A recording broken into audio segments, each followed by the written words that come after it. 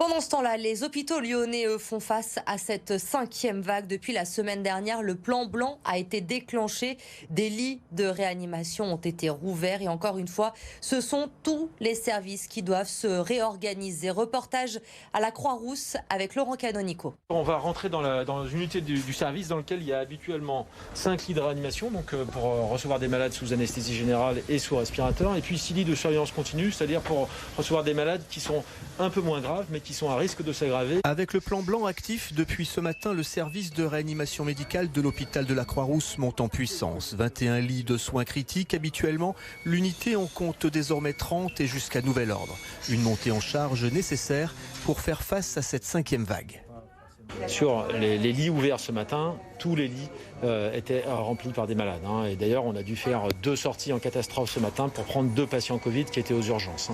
Donc c'est les lits dans la calibration ancienne étaient saturés. Et donc il est assez probable que la nouvelle unité qu'on a ouverte aujourd'hui soit pleine ce soir, ou en tout cas dans les 24 heures. Déprogrammation des interventions non urgentes, transfert des personnels du bloc opératoire vers ces lits éphémères, formation express des soignants des autres services aux gestes spécifiques à l'AREA.